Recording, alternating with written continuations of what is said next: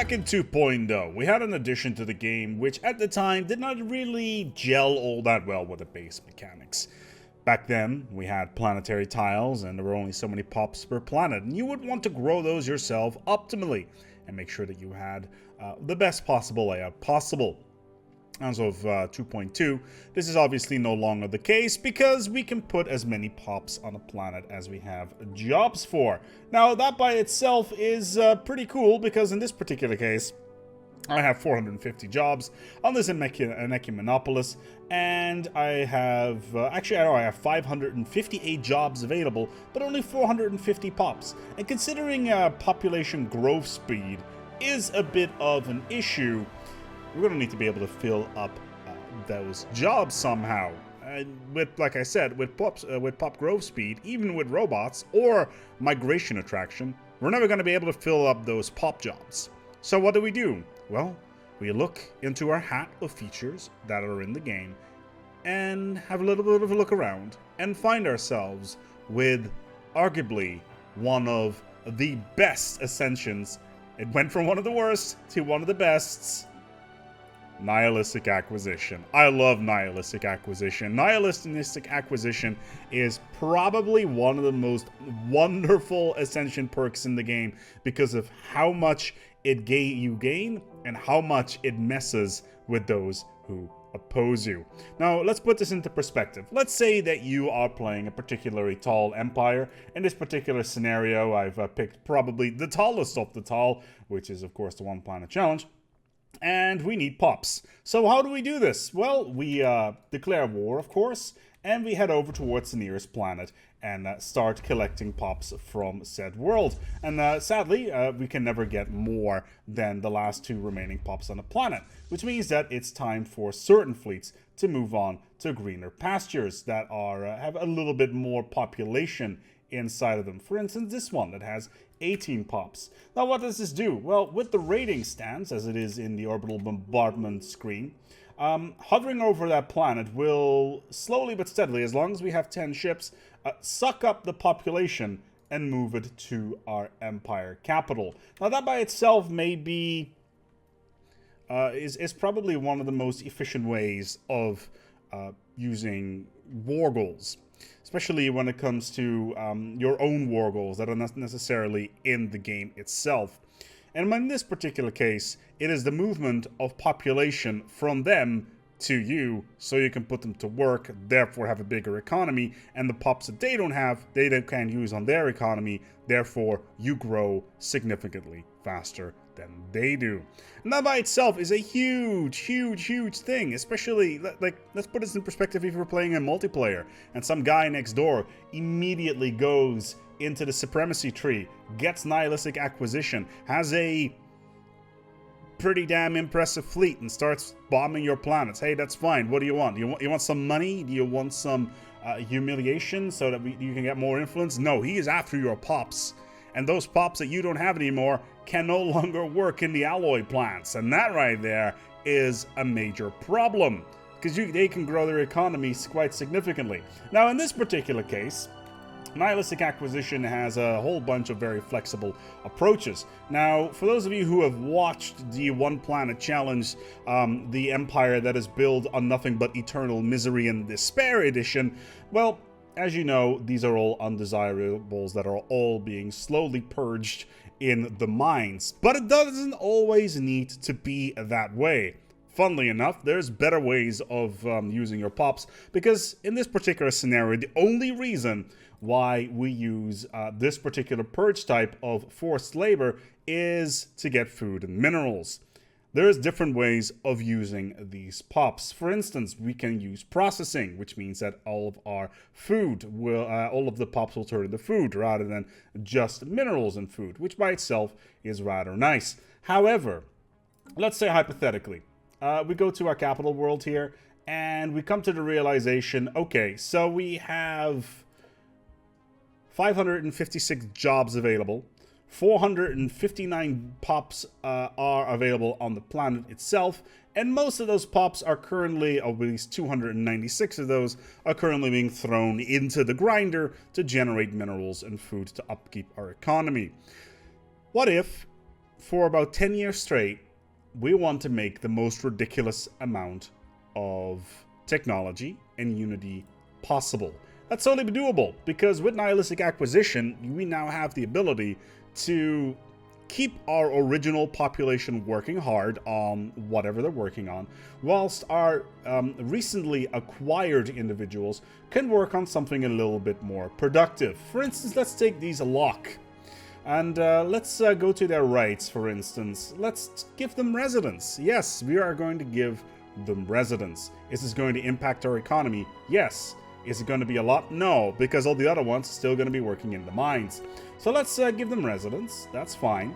We can work with this. And let's give them the living standard Utopian abundance. Now, Utopian abundance is only available if you have the strange combination, we're going to give to them here, of the following. This is only possible. This particular playstyle is only available with this particular setup, so bear with me here. Egalitarian. Egalitarian allows for utopian living standards. Xenophobe, which is of course required for the purging and enslaving, and pacifist, because in this particular case we want to go for unrestricted warfare, but we're going to talk a little bit about that more shortly. Now, what does this actually impact? Well, if we look at Utopian abundance has the strange ability of unemployed pops have normal happiness, but produce unity as well as all types of science research. Let's have that sink in for a moment. They are going to be able to generate a ton of science and unity. And as soon as the month ticks over, we're going to keep an eye on our unity here. And our unity should increase now. Oh, good lord. Okay, so where did all these pops go? They should have gotten into the unity setup, or did they all just decide to... Oh, they decided to fill all of these jobs. All right, well, that's fair. Regardless, if all these jobs are not available, what they're going to be doing is they're going to be working exceptionally hard, trying to generate a ton of unity as well as research. But in the meantime, we can use this particular setup to boost our economy. In this particular case, we're going to start seeing these pops moving into positions where they're going to be incredibly useful, as for instance artisans, because we want to fill up these artisanal jobs, because now all of a sudden we're producing 255 of these consumer goods, and we can just completely increase this, getting a ridiculous amount of resources. As soon as the month takes over, there you go, all of a sudden we are in the plus, and then we can set all of our other resources, or at least our tradables, down, and making sure that we have enough materials available. But for a little while, we can say, hey, all those pops that we have, we obviously are going to replenish those with fresh new pops coming in from other worlds, but we can use them to fill up the remaining jobs, and all of a sudden our economy is stable. Isn't this a joyous scenario? All of a sudden, we are producing a ton of alloys, a ton of consumer goods, and our planets are completely stable.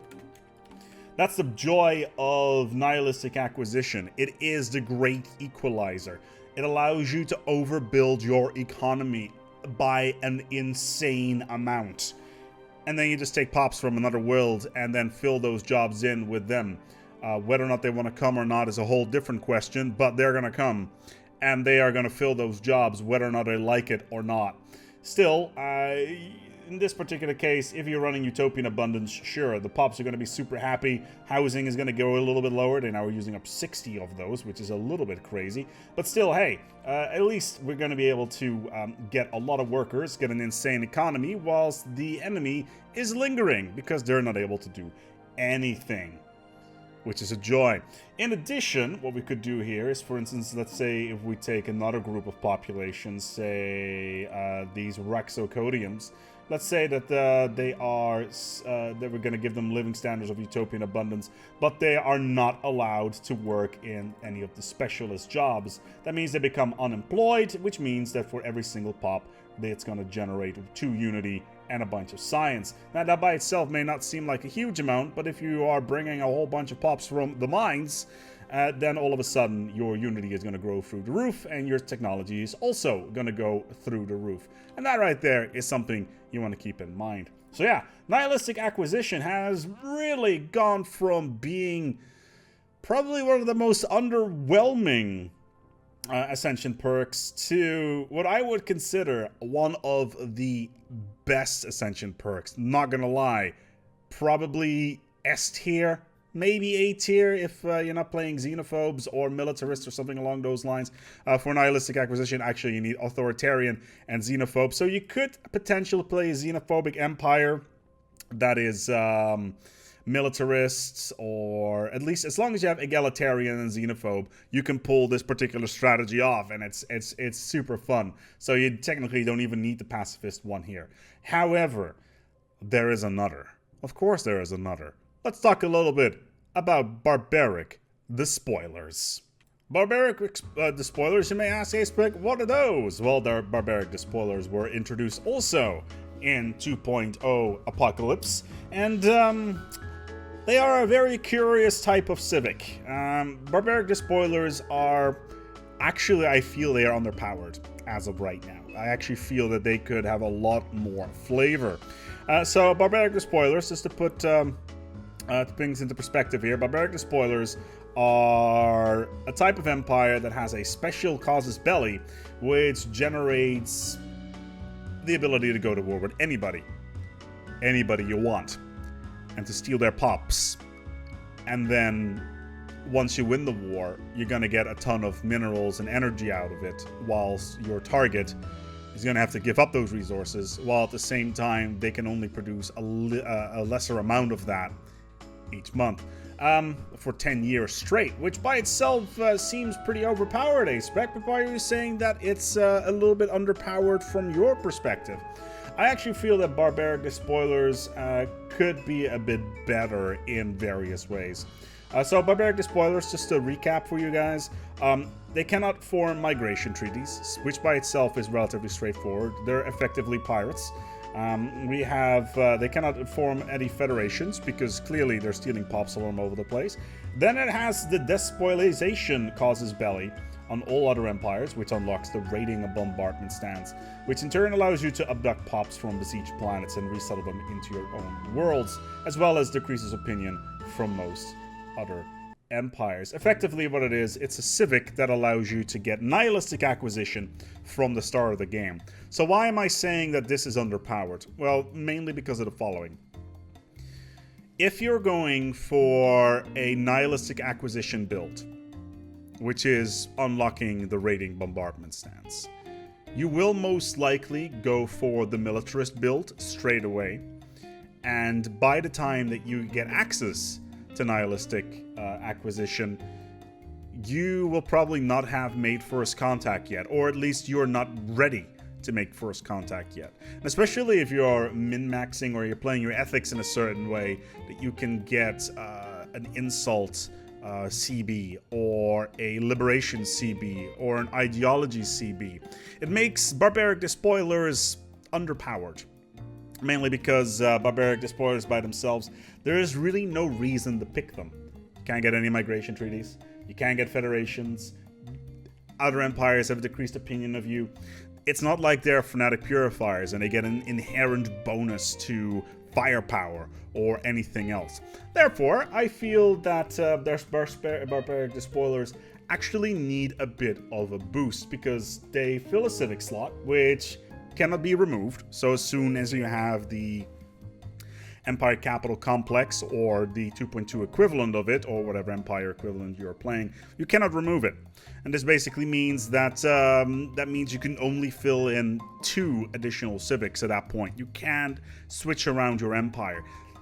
Barbaric despoilers becomes an ingrained part of your empire. So this is what I would like to have when it comes to Barbaric despoilers, because there's really no point in picking them aside from the CB, which by itself is actually quite good, but it doesn't scale well till the end game, which is a little bit annoying because, like I said, it gives you a certain amount of minerals and energy. I think it's 1,000 each, I'm not entirely sure, but it doesn't really scale well to the late game. Why would you go to war with your 100,000 strong fleet and then eventually only getting a relatively small amount of resources out of it because of your because you're a despoiler. You can't even claim, like, I'm sure you can claim worlds out of it and all that sort of thing, and it gives you a permanent causes belly.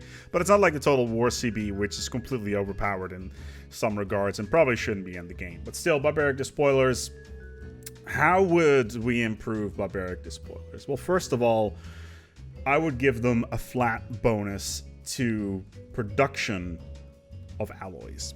Why production of alloys? Production of alloys guarantees that your fleet can be strong, that you have a large amount of stations available in space, and basically that you become unbeatable in space to a certain degree. Other empires will have to band together in order to fight you. And that kind of goes with the whole idea of piracy. Being able to loot resources rather than just energy and minerals is fine. Being able to maybe even loot alloys, for instance, or taking resources away from another empire that is based on their total capacity of output. And not just energy and minerals here. I'm talking food, I'm talking strategic resources, etc. Give me a good reason to pick Barbaric Despoilers. Don't let me go into the end game with 500k strong fleets, or several of them, and only getting a couple thousand energy and minerals for it, and only because I got the CB, and sure, I can bring the pops home, but that by itself can also be done by Nihilistic Acquisition, and to be fair, 8 Ascension slots is a lot, and using one of those on Nihilistic Acquisition is actually a really good deal, and you should definitely go for it. Barbaric Despoilers by itself, I do think they need a bit of a tweak. I think they kind of fell between the land and the ship when it comes to 2.2. They need a little bit of a rework on what kind of bonuses they get, or what, maybe even if they can get a federation, or the ability to form federations with similar ethics species, or anything along those lines. And the decreased opinion modifier, I totally understand, but it makes playing Barbaric Despoilers very unappealing. And I really want to play as Barbaric Despoilers. Like, I've played as Barbaric Despoilers. They're super fun to play as. But the negatives don't really weigh out the positives. I can just go and say, hey, okay, I'm just gonna remove Barbaric Despoilers here, get Byzantine Bureaucracy, which at the start of the game is not really necessary either. That's a great mid-game option right there. And go for, say, Distinguished Admiralty, and then go, for instance, for Mechanist, and then have a similar setup, and just rock with this, and then just unlock Nihilistic Acquisition at some point, or at least right off the bat. It kind of falls into the same boat as Feudal Society, where there's a ton of potential flavor that can be added there, but overall, it's not there yet. And that's something that I really hope that we're going to see as a boost before the next expansion comes out. But we'll see whether or not that is the case. Regardless, I've ranted enough about the wonders that is the Barbaric Despoilers. Nihilistic Acquisition, one of the best Ascension in the game. Go and have a play around with it. You will not be disappointed. It is genuinely amazing. Just make sure that you go for militarists straight away and then invade whoever you can find. Have 10 ships in a fleet. Steal all their pops. Watch their empire crumble whilst yours is speeding off on the horizon. We're going to wrap it up here. I really want to know your ideas regarding Barbaric Despoilers. What would make them better? Like a proper pirate style of playing that even ties into, say, the pirates that are already NPCs in the game. That'd be cool. Get yourself a Pirate King sort of setup. Hey guys, random NPC pirates. Would you like to join? That'd be cool. Regardless, we're going to go and wrap it up here. Again, your comments below. And until next time, take good care of yourselves. And as always, each other.